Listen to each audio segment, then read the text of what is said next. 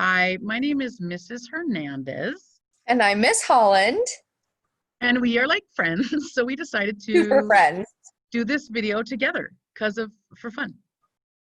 No, we both teach CE, so why not? right? It'll be better for you guys. It'll be better for us. I know, plus it's more fun. So here's the thing. Mark this date in your calendar because this is the day. This is the day it's the first day of the rest of your life, first of all. And second of all, this is the day where you learn how to write a college level summary. It's a big deal. Yay! Yes, you think you know how to write a summary from your other English classes, and you do, but this is a summary on college level steroids. And we're here to teach you how to do it and turn you into a summary master. Okay, so for this video, we are going to be focusing on this part of the course overview. You should all have received this paper on the first day of class. It should be in your notebook. These orange arrows right here, these 6 summaries and connections for Literature Review 1 and Literature Review 2, that is what we are going to be discussing in this paper.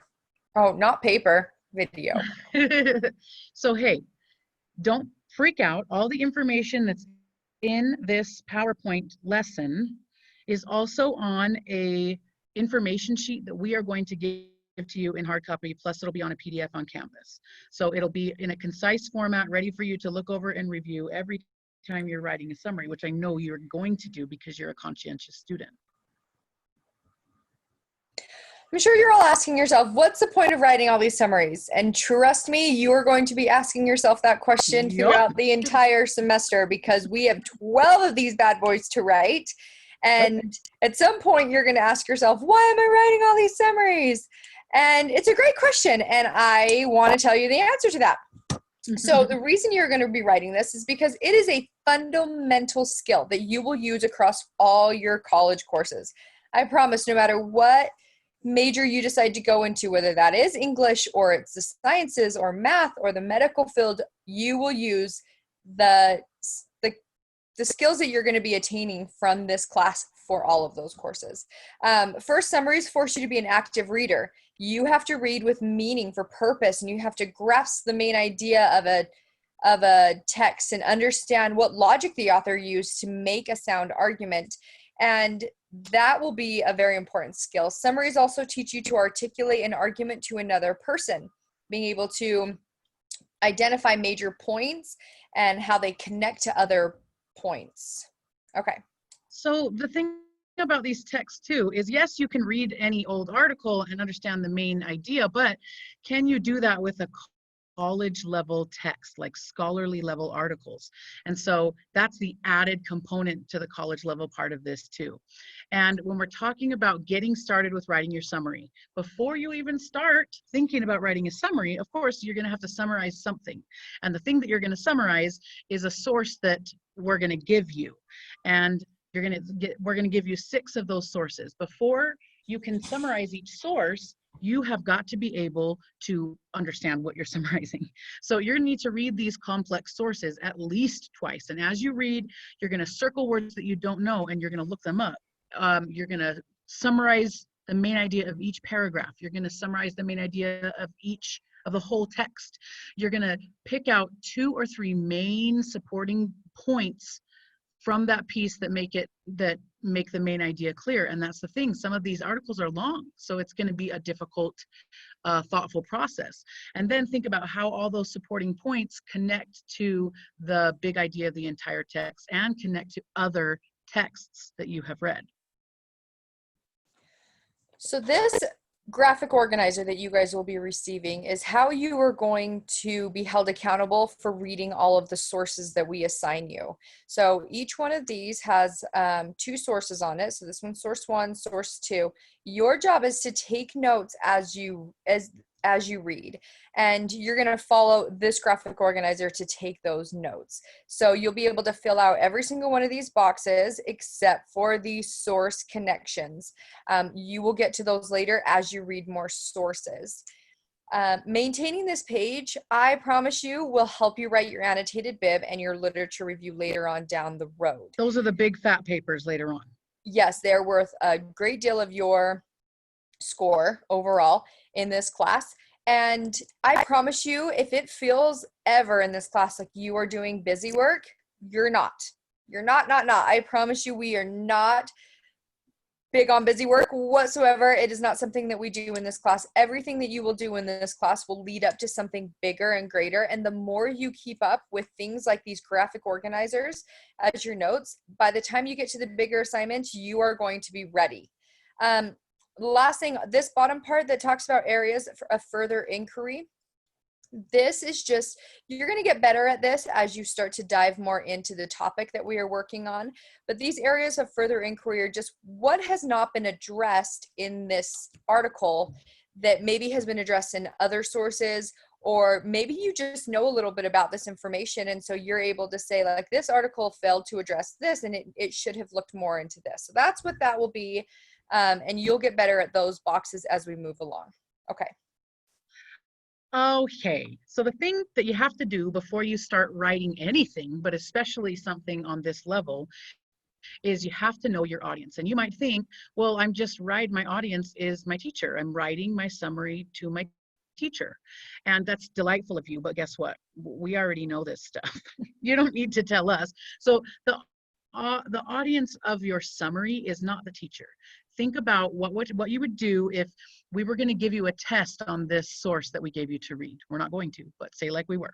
You come into the classroom and the kid next to you says, holy crap, I didn't read this. We have a test. Please help me. What would you tell them in 30 seconds that would help them not bomb the test? You would tell them the main idea, the topic, the title, the main ideas of the source, and why it matters, and maybe how it connects to other things you've done in the class. That's literally the summary that you're going to write. Think of what information would you give someone quickly to pass a test on this source. So what you're going to do, think about your audience. You're always writing your summary to somebody who's your age and your intellectual level, who just hasn't read the source or just isn't in our class.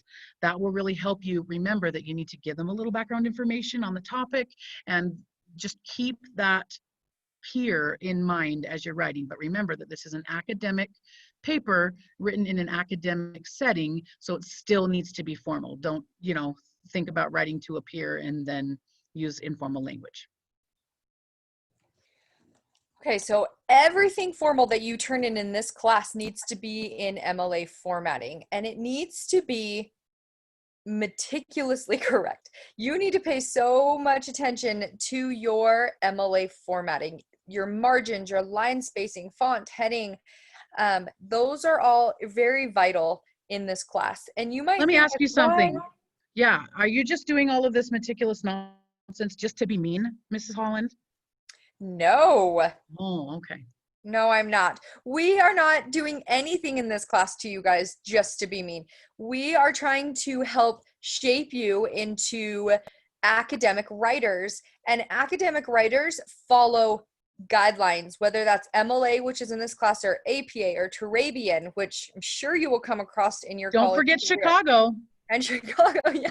So it's very important that you guys are following MLA guidelines, and that's for your in-text citation, your works cited pages. There are going to be MLA videos for formatting guides. Al Purdue is a fantastic website for MLA. We will give you all the resources you need to do MLA correctly, but it is your job to ensure that you are following those guidelines in everything that you turn in. It takes some time and patience, that's for sure. It does. Okay. Alrighty, so here's the thing that students think they know how to do, but they super duper don't. No offense. No offense, but it's true. No offense, but I mean, we've been around the block, we're kind of good at this. We can tell you where you're going to find your pitfalls. So Yes. the bias, right? Bias means your own opinion and your own views on this topic. Just think to yourself, in 1010, your opinion is not invited. Not that your opinion is not important. It's just not invited in this course, and there are very academic and important reasons for that. You're going to put your opinion back in 2010. But for now, just set your opinion aside. You have to be able to write objectively, which means that you cannot put your own opinion in there. So when you're summarizing a source, you need to summarize the source as if the author were summarizing their own work. And your bias can be apparent in word choice, in the main ideas that you choose, in the order that you present them in the tone of your writing. So just make sure that you're writing the summary that the author themselves would write, even if you disagree with what the author says in the source. And that is hard, because we're going to talk about some pretty intense subjects in this class, and it's going to be hard for you to write an objective summary on something that you disagree with, but that's important. It's an important skill for you to learn. For now, we are not going to have you guys do any quotations in term 1. The reason for this is because we want you to learn how to objectively, keeping out your bias, paraphrase a source with proper citation. And adding that direct quote in sometimes gives a crutch to students so that they think that I'm not really quite sure how to say this, so I'm just going to use a quote from the author to get my point across. And that is not how we use quotes. You should be understanding the source clear enough that you can paraphrase what the author is trying to say with a proper citation before using quotes. We will teach you how to properly quote during term 2. So as of now, leave out quotes, okay? Alrighty, here's the part where things get a little sticky. We're going to teach you more about this plagiarism thing, but I just need you to really remember that in college, plagiarism matters. In high school, if you plagiarize an assignment, yes, it's going to be a problem, but it's not like you're going to get kicked out of high school, right? College is different. Plagiarism is called academic dishonesty or academic fraud, and it's extremely, extremely serious at the college level. Please don't risk it. We'll give you details about it, but just the idea of taking somebody else's ideas or their direct words and putting them into your paper and pretending that they're yours is plagiarism, but there's another level to that. If you're using, you can use somebody else's words and ideas, but you have to attribute it or give them credit for what they have contributed to your work. So a lot of students are like, I don't know if I should cite this. Is this common knowledge? Is this a close enough paraphrase that I need to cite? And our answer to that is always, if you're even wondering whether or not you should cite it, just cite it. Even if on a one-page paper, you've cited the author like 30 times, it's still better than getting flagged for plagiarism. And Weber State University has a pretty good, a sophisticated plagiarism checker that will go through every single one of your papers and every single word in your paper to check that you're not stealing it from another writer. So please, we'll teach you more about this, but for the love of all that is holy, please don't plagiarize. And remember, just because you have changed a few of the author's words or you've used your thesaurus to come up with a different word from the author, just because you have done that does not make that yours now, and it's still the author's ideas. So just be very careful. I've seen a lot of students who will just restate the same sentence slightly differently, and that is still copying another writer's words or ideas. So don't think we don't know about that trick where you take the paragraph and you put it into Google Translate into a different language and then translate it back into English. Don't think we don't know about that, because we do. We know about that. We do. So this part is difficult for students because you guys are all great students and you're in CE English because you've probably been a pretty good English student your whole life, and it's important to you that you turn in quality work. And sometimes students think that something longer than the requirement is better work. That is certainly not true, especially with these summaries. Your summaries should never be longer than 1 page, MLA formatted. That's double spaced with 4 double spaced lines for your header. It's not that much space to write, but you must follow that because we are working on clear and concise. Can you explain this article to me in a very short, clear, concise manner that touches on the thesis and the main points and a conclusion? Can you do that in a page? It's a skill we're trying to get you to learn to do. So giving a very in-depth 2-3 page summary is going to hurt your grade. It's not going to help your grade. So be sure to stay within those formats. It should be 3 to 5 paragraphs. And we're not talking junior high paragraphs of 5 to 7 sentences per paragraph. You can have a couple sentence paragraph. Your connection paragraph, which is not in summary 1, is going to be 1 paragraph. It can run into a second page, but it still should just be 1 paragraph, 75 to 100 words. Your summary connection should always have your MLA work cited page, and it should always be on its new page. We'll give you more details about that later on, but yeah, just keep in mind these length requirements. They're important. Alrighty, so here's the thing. We know that you've been told about formal writing in your other English classes, but the formality at a college level is a little bit heightened.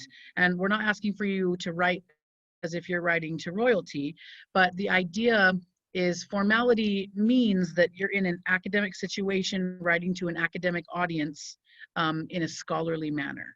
So formal writing means never ever refer to yourself or the reader, or you and the reader together in formal writing. So you can't say, I think this, or I say that the author says this, or you should do this, or we should do this. You can use royal we, like one should, or American society should. You can't say our society, you can say American society, right? No contractions. Goodness gracious, for the love of all that is holy, why do y'all love contractions so much? I love contractions. Please, why? And I will have a student give me a paper that's like, there's no contractions in this. And I'll be like, really? Because I see 7. Just really, please don't use contractions. Just, uncontract the word. Also, no, that's all I'm saying. No slang, no colloquialisms, no text-isms, or other informal language. Words like stuff and shoulda, gonna. Gunna's not a word. Words like LOL. But even words like, when we're talking about elevated word choice, even words like very are low-level words. So replace the word very with, this is a bad example, but it's the only one that comes to mind, exceedingly, right? And we'll also teach you about annotative verbs and how to, instead of saying the author says this or the author writes this, you could say the author asserts this. So we'll teach you a little bit more about that. But again, we're elevating all of our writing for this college level formality. Okay, because this is a college level course, everything you turn in needs to be free of any errors. You should not have punctuation, grammar, spelling, commas. I know commas are just so hard, but we have to get good at those because a college level paper should be free from those errors. If you really need a little extra help with that, you can download Grammarly, which will also help you with learning how to be more clear and concise in your language. And just always have someone proofread your paper. Having a family member or a friend quickly glance over your paper, it's only 1 page long, or at least these summaries are, and we're so used to seeing what we have written. We've looked over and over, and we know what we meant to say. And so having somebody else quickly look at that for you is just really, really useful. So take the time, have someone quickly look over it before you turn it in, okay? It's really hard to see your own mistakes. Get some feedback. Really? All right, so we're going to walk you through step by step how to write a summary. We got your back. We're on your side. Here we go. Step 1, even if you think you have all the guidelines memorized, still read through the guidelines before you start writing. These guidelines have to be followed. You can't get a good grade on the rubric unless you're following them.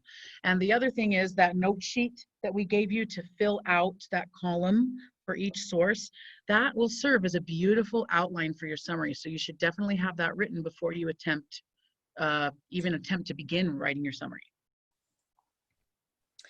Before you start going right into your source and talking about your source, every single summary should have in at least 1 or 2 sentences a little bit of context on the topic. So remember, your reader, your audience is someone who is not in our class.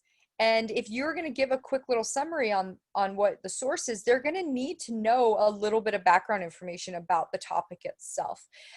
You might feel like this gets a little bit repetitive, and in the 6 sources that you write on a topic, each source should not start with the same 2 sentences, but you should give a brief introduction to the topic before you start talking about your source.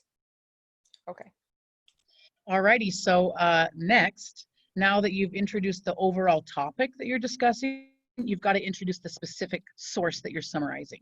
So it's really important that in formal writing, you know how to introduce a source and then refer back to that source in the rest of the paper. So the first time you discuss a source, you must always, always, always fully and properly introduce it in a formal way, which means you need to briefly mention the full name of the author, first, middle, last name, whatever is posted as the author's name. You can also briefly mention their background, like if they have a degree in the topic, but you don't have to do this yet. We can talk about this later, but you can if you want to, if you happen to know. Then you'll need to mention the full title of the source. And some of these source names are gigo long, right? But you got to introduce the full title of source. And students run into problems with the full title because they have hard time with the punctuation in MLA. So make sure you're properly punctuating your source titles. And so the first time you ever talk about a source, you must formally introduce it in this way. And then every other time you refer to the source, you refer to the source just by using the author's last name. So I would say, first I would introduce Mrs. Holland as the author of this source. And then if I wanted to refer back to it, I would say, Holland wrote this. Holland asserted this. So I would just use her last name. Don't use their first name, y'all. You don't know them. You're not friends. We're not friends with these authors. Well, you don't know them. Use their last name. Even if I was a friend with, if Mrs. Holland wrote an article, I'd still refer to her as Holland in a formal paper. Absolutely. And you don't need to add any Mr., Mrs., or Doctor or anything like that before. It just last name only. Okay, so you need to summarize the overall primary claim of the entire text. This is the thesis of your summary. Getting to understanding what the author's thesis can take some time because the author's not coming right out in this article and saying, here's my thesis. You need to figure out what is this author's main point and what is their stance on this issue. A thesis should involve a stance always. If you're directly paraphrasing the author's thesis statement, like I said, it's difficult to do that because the author doesn't usually come right out and say, make sure you cite the page correctly, page number, MLA style. But the thesis in your summary is just so important, and you need to figure out that thesis before you start writing your summary. Okay.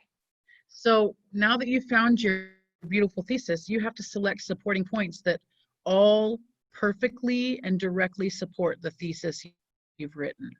So a lot of students, especially with the longer articles that end up being like 15 to 20 pages, there's so many important points that students have a hard time choosing which points are the most important. So it's important to do some sort of triage and try to pick really, really important points that kind of encompass the smaller sub points. So make sure that you're only choosing 2 or 3 main points. Don't try to cover more than that. And don't try to cover minor supporting details or stories that the author uses to persuade the audience. Leave the details out. If you have to briefly reference them, that's fine, but you shouldn't be retelling an anecdote that they told in their source. Just tell me the reason for that anecdote. So make sure anytime you're taking important main points from the author's work, make sure you're always citing it, and we'll teach you how to do that. And make sure that the main points that you select, you're not showing your bias in selecting those main points. Don't leave out main points that you don't agree with, right? You got to choose the 3 most important points as the author would choose, not as you would choose. Make sure you're representing the author and not your own opinions. All right, the conclusion. The conclusion should involve some type of mic drop ending. Just this moment where the readers are understanding the urgency behind this issue. So you're going to rephrase the overall thesis and tell your readers what the big picture, what is the social implications of not fixing this problem the way that the author has suggested to fix it. So remember, these conclusions are not yours. They are, how has this author concluded this paper? How have they explained, this is so important, please care, do something, this matters. You need to leave out your personal bias because we're going to be reading 6 sources on this that have differing opinions, and 1 or 2 of them are certainly going to match your own personal bias. But when you are writing summaries on the articles that don't match your bias, make sure that you have just as strong of a mic drop ending as that author did in their source. And make sure that it fits exactly what the author's trying to prove or show in their paper. And this whole "so what, who cares" thing, that's part of a reading from our textbook, and you'll get to read that later. You'll know what that is later. And you'll hear us talk about it all the time. Because the book talks about it all the time. Yes. Right? Okay, so after you've concluded your summary for that one source, that's what should fit on one page. Now, this next part, the connection, is what can come over to the second page of your summary. So once you've concluded and you have a mic drop ending for that summary, now you're going to tell us how this source that you've read relates to other sources that you've read in the series. Now, you don't have, if you're summarizing source number one, you don't have anything to compare it to. You don't have to find other articles to compare it to. Your first summary on your own. You don't need to find any on your own. You know, calm down, y'all. So this connection does not belong in summary number one. It just belongs in summary 2 through 6. So your connection is basically saying to your reader, here was this source, and here's how this source connects to another source that I've also summarized previously. So here's how you could make a connection. First, you're going to explain, you're going to introduce, specifically introduce the second source, the one that you've already summarized that you're comparing to the one you're currently summarizing, right?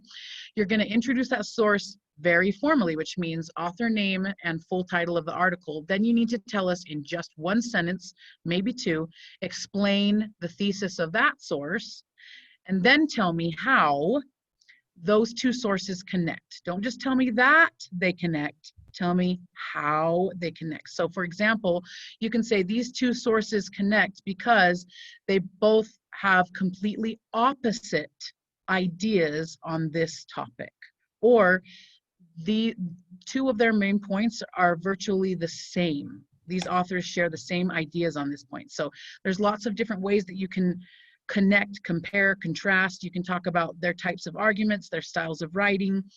There's lots of ways that you can go, but make sure that you're explaining how those two things relate and connect. Any source that you mentioned in your summary has to be on a separate MLA works cited page. So every single source will obviously have at least one citation in your works cited page. But for every source other than source one, you will also have a connection paragraph where you are referencing another source.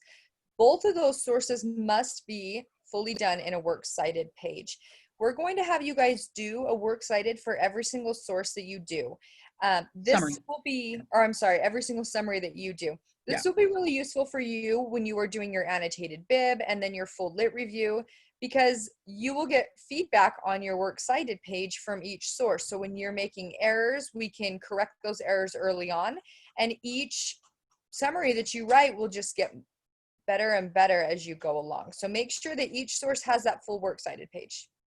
And then if your works cited entries are correct, then you can just lift them and use them in your annotated bib. You're saving yourself time by doing a good job in the summaries. Yes. So work finally, work smarter, not work harder. Smarter, not harder. Yes. So finally, speaking of working smarter, a lot of students turn in summaries that don't get good grades, and this is the reason, because they didn't go back to the rubric before they submitted it. The rubrics are there not to be mean, not just to use for grading, but the rubrics for these assignments are there to, we're not trying to trick you, we're not trying to put you in a bad position, we're telling you exactly what we need from you in order to give you that big A that we know that you all want, right? So the rubric is your friend. Use the rubric.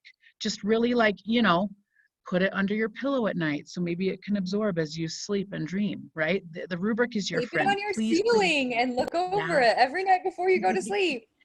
Make it a Christmas ornament, honestly. So basically, go back over your summary. Go through your rubric, ensure that you have everything that you need. And this is important.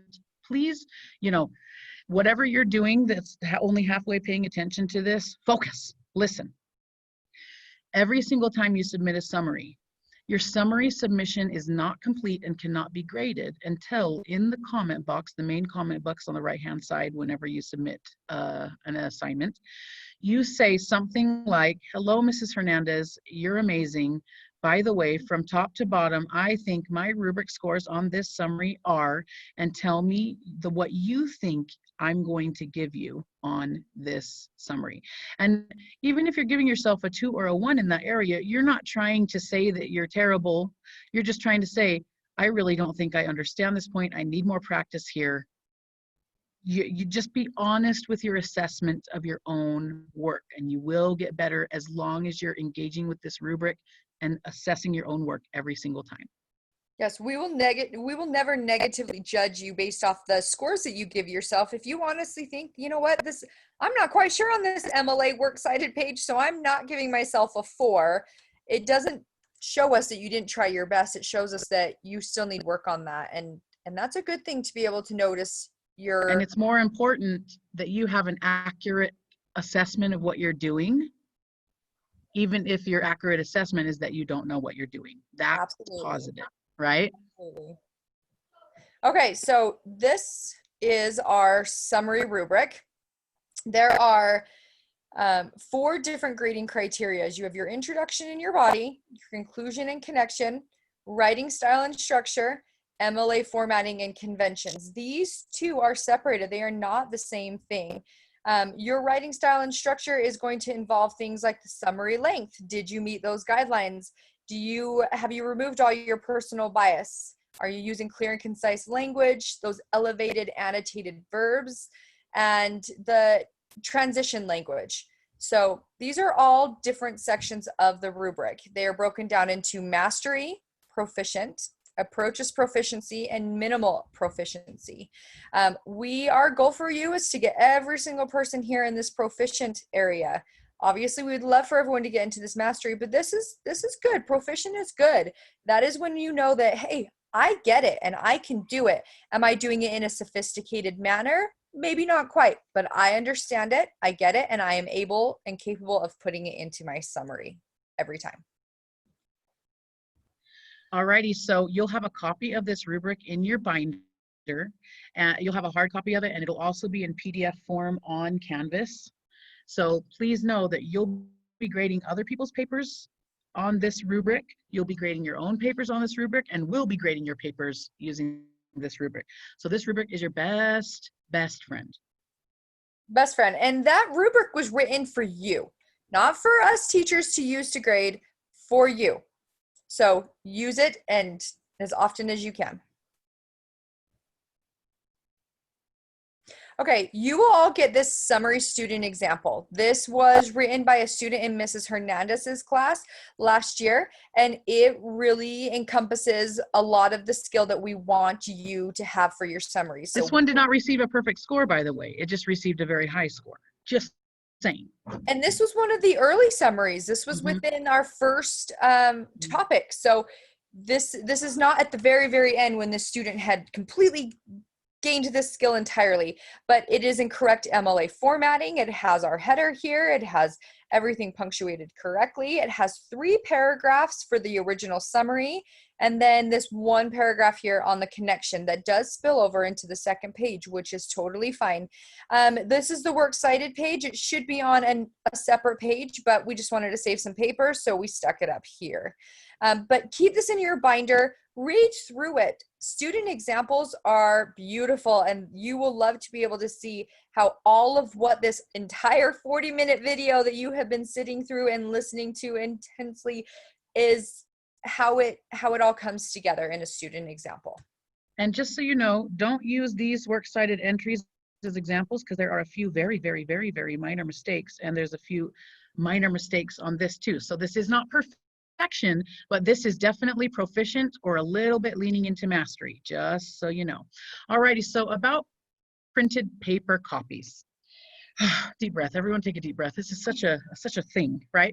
Think about it like it's 1996. When we say we need something like a printed copy, we don't mean printed like with your handwriting. We mean like from a printer.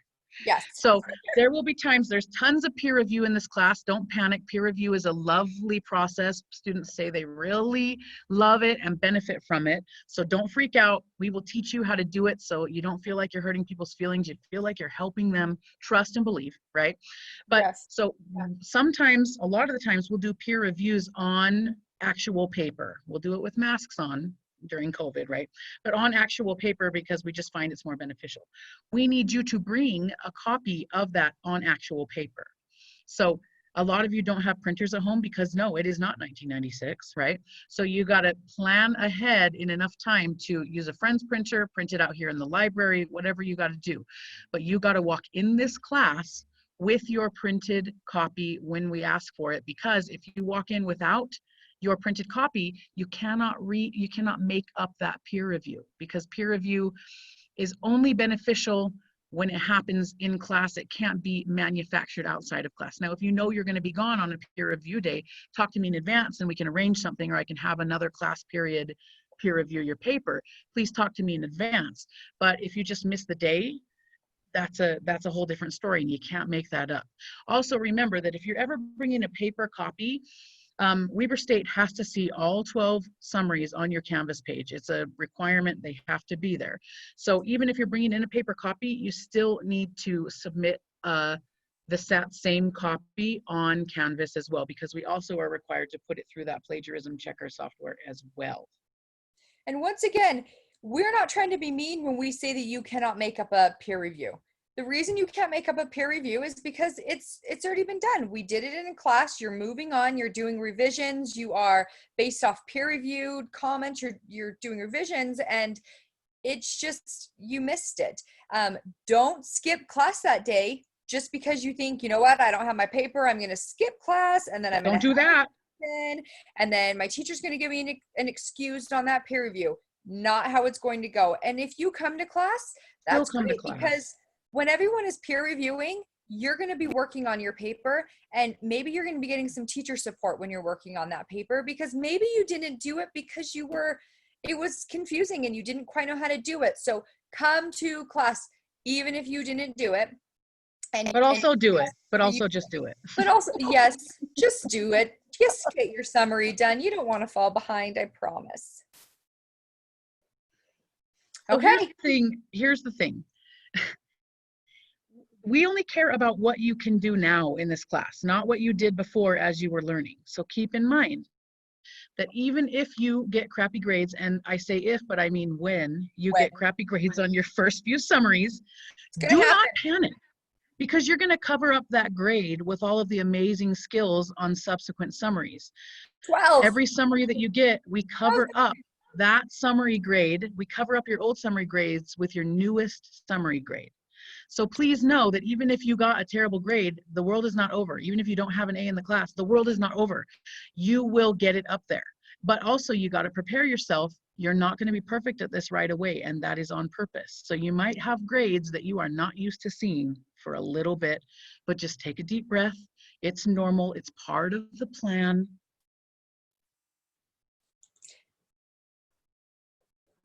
And be patient with yourself, because this is a new skill and this is a college level course. A lot of you are used to seeing A's all the time. Remember, this is a semester long class. What grade you end with in first term will get changed to whatever grade you end up with in second term.